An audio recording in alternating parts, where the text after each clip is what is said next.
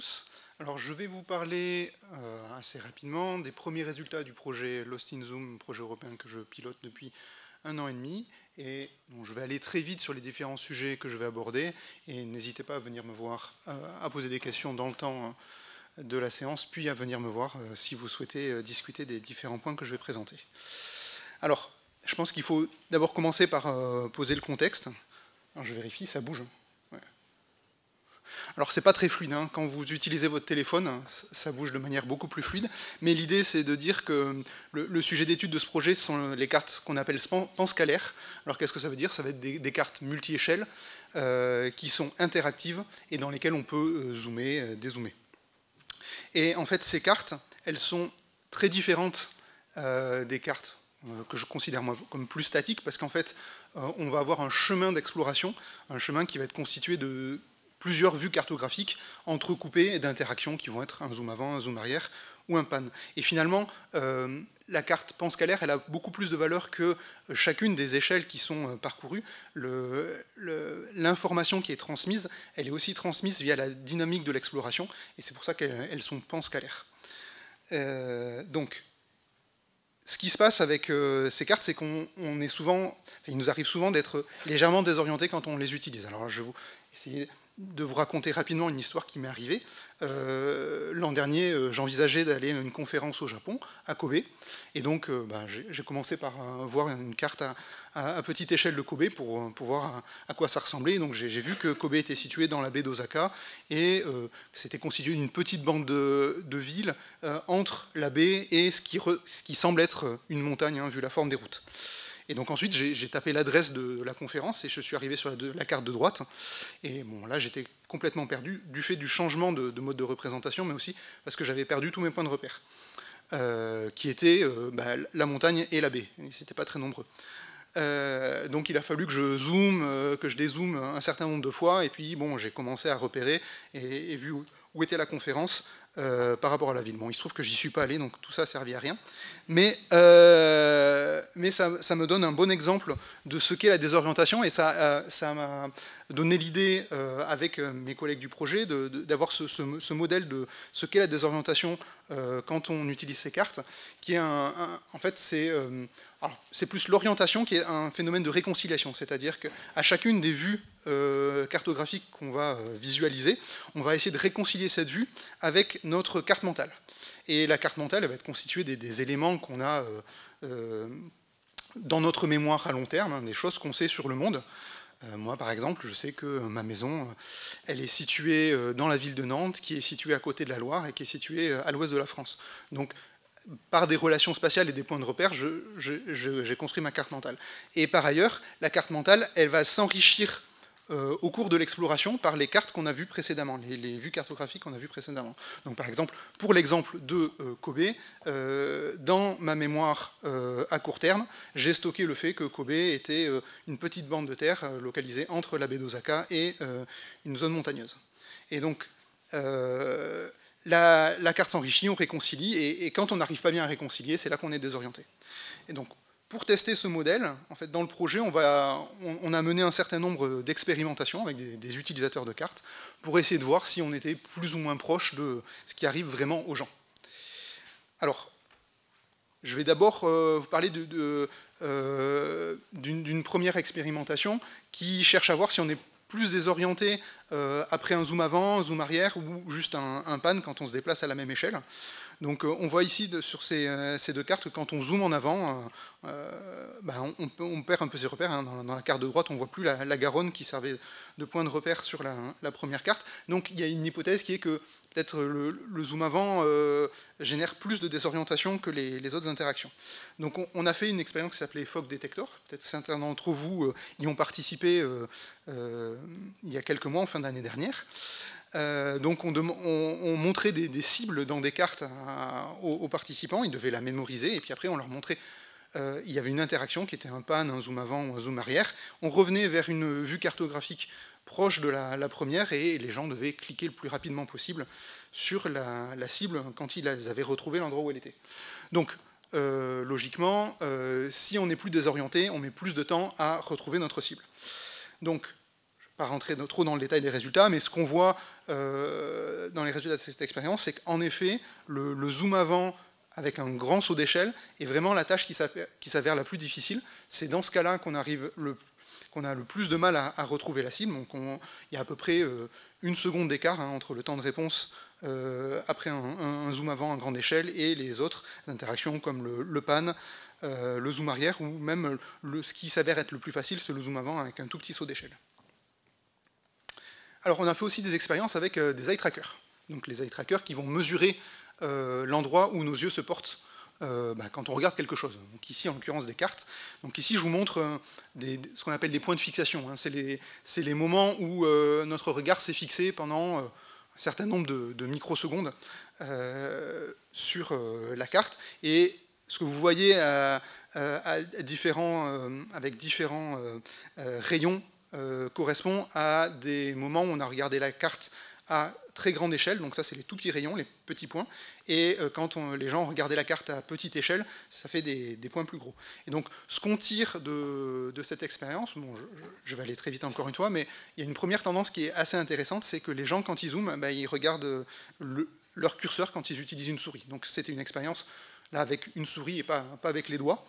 Mais en fait, les gens regardent uniquement le curseur de la souris, ils sont ils ne voient pas ce qui se passe autour. Donc si on essaie de leur mettre des choses autour, c'est un peu embêtant parce qu'ils ne le verront pas.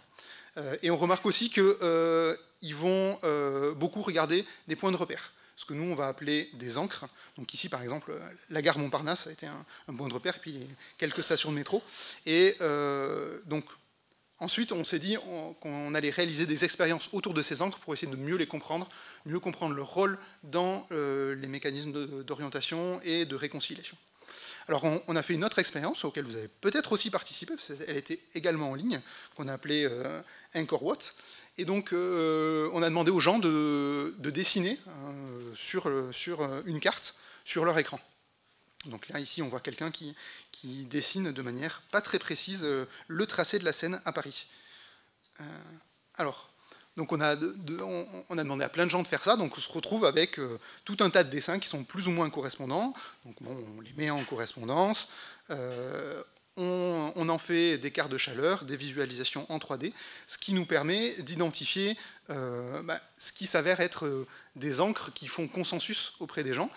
On peut aussi repérer des encres qui sont choisies par juste certaines personnes et qui sont peut-être aussi intéressantes, et également des points communs entre les échelles, ou alors le fait que justement il y a assez peu de points communs entre les échelles. Donc pour ça, je vous invite à aller voir, pour le temps qui reste, le poster de Mayol Gruget, donc qui a réalisé cette expérience avec moi. Alors, comme autre type d'expérience, pour mieux comprendre les encres, on a essayé de travailler sur des encres qui sont un peu complexes, comme ce qu'on appelle en anglais les ring roads. On n'a pas trop de termes français pour décrire un peu la même chose. Donc là, je parle de route périphérique, mais ce n'est pas exactement toujours la même chose. Donc là, on a 3 beaux exemples de routes périphériques. Et ce qui nous intéresse, c'est comment les gens interprètent ce qu'est une route périphérique pour pouvoir en extraire des propriétés sémantiques, des propriétés spatiales qu'on pourrait réutiliser après pour détecter ces encres plus facilement. Donc pour ça, on a fait une enquête, on a demandé aux gens, on leur a montré des images, on leur a demandé en gros s'ils voyaient ou pas des routes périphériques. Donc, c'est bon, je suis dans les temps. Je suis allé assez vite, mais j'ai un peu de temps pour vous parler de ce qu'on va faire ensuite. Alors, justement, on s'est beaucoup intéressé sur la caractérisation de ces encres, parce que l'objectif, c'était ensuite de pouvoir les détecter automatiquement dans les cartes, pour pouvoir les mettre en valeur, après dans les cartes, pour réduire la désorientation. Puisque voilà, ces encres vont faire écho à notre carte mentale, elles vont peut-être aussi permettre, si elles sont bien visibles, de construire notre carte mentale de manière itérative, et donc on a envie de pouvoir les détecter pour les mettre en valeur. Et donc Quentin, qui présente aussi son poster, donc je vous invite à aller le voir, travaille actuellement sur des méthodes d'apprentissage pour détecter ces encres. Donc un certain nombre de personnes ont dessiné sur des cartes avec toujours le même outil interactif qui s'appelle MapDraw, qu'on a développé dans le projet. Et après, on utilise ça comme base d'apprentissage pour essayer de détecter les encres. Et je vous laisse aller voir le poster pour voir si ça marche bien ou pas. Alors, un autre sujet qui est un petit peu différent, mais on pense que parmi les causes de désorientation, il y a le fait que les cartes actuellement, elles ne sont pas très progressives. Donc ça, je ne sais pas si vous vous rappelez, Bérénice, elle a essayé de vous montrer une animation ce matin, elle ne marchait pas, mais là elle marche, c'est exactement la même. Donc c'est la représentation des cours d'eau sur une petite zone dans le plan hygiène. Donc si vous prenez le plan hygiène sur le géoportail, vous enlevez tout le reste et que vous gardez uniquement les cours d'eau, ça donne ça. Et en fait, c'est pas très progressif. Il y a des moments où il y a des changements assez forts, et on pense que ça aide pas à se repérer, et qu'il y a probablement moyen de produire des cartes avec des changements plus progressifs, pour que les gens soient moins désorientés. Donc là, je vous invite à aller voir le poster de Bérénice pour en discuter. Et dernier point, donc là-dessus, je fais un peu ma pub, parce qu'on a une offre de thèse qui est disponible sur notre site web. Donc si ce sujet vous intéresse, n'hésitez pas à me contacter. Donc on a envie de concevoir un zoom ralenti. Alors le pitch, c'est de... J'aime bien dire que comme il y a le principe de slow food, qui est de manger moins vite et mieux, l'idée c'est de zoomer moins vite mais mieux. Et donc de faire ça en s'appuyant sur les points de repère. Donc l'idée c'est de mettre en avant les encres, de zoomer dans les encres, et donc on réconcilie beaucoup plus facilement parce que la carte est plus simple, et en plus elle ne montre que des choses qu'on sait bien situer dans notre carte mentale, et après on peut arriver via cette animation à avoir des zooms plus lents mais dans lesquels on est moins perdu, on n'a pas besoin d'avoir des interactions supplémentaires pour se repérer. J'ai terminé, et j'espère que vous avez des questions. Oui, j'ai une question, là-haut.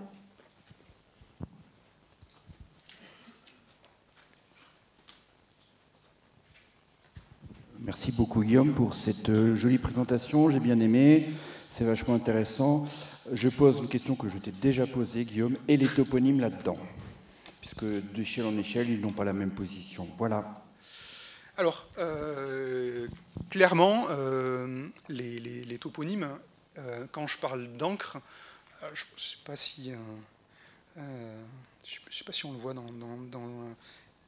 ici, mais il y a certaines échelles où en fait les gens ont clairement dessiné les toponymes. Alors je pense que ça se voit pas bien, mais sur Bourg-Saint-Maurice, là sur la droite, les gens ont considéré que le toponyme était vraiment un point de repère hyper important.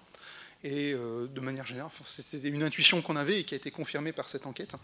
Même sur Paris, il faut le savoir, mais les gens ont surligné le toponyme Paris. Et en effet, si les toponymes bougent à travers les échelles, les gens sont un peu perturbés, parce qu'ils s'attendent à les retrouver là où ils sont. Et si c'est des zones qu'ils ne maîtrisent pas très bien, ils peuvent se dire que s'il n'y a plus le toponyme, ils ne sont pas à l'endroit où ils pensent être.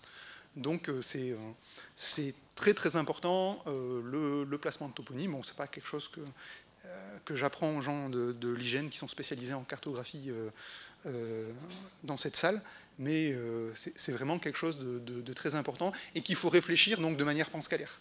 C'est-à-dire qu'il ne faut pas réfléchir au placement de toponyme de manière statique dans une carte, mais réfléchir à des stratégies panscalaires. Donc, par exemple, les gens font une exploration, et donc, par exemple, quand ils voient un toponyme à une échelle, ils le voient apparaître, c'est un signe d'importance. S'ils le voient apparaître avant les autres, ça veut dire qu'il est important. Et après, vu qu'ils l'ont vu plus haut, il n'y a pas forcément besoin de le répéter. Par exemple, il n'y a pas besoin de mettre le toponyme de Paris sur des vues très zoomées de Paris, parce que de toute façon, les gens, ils ont commencé par une vue à petite échelle, et ils savent bien qu'ils ont zoomé dans Paris. Donc il y a des nouvelles manières de concevoir le placement de texte de manière panscalaire, et c'est des choses qui nous intéressent beaucoup. J'étais un peu long, je ne sais pas s'il y a le temps pour une autre question. Tant pis.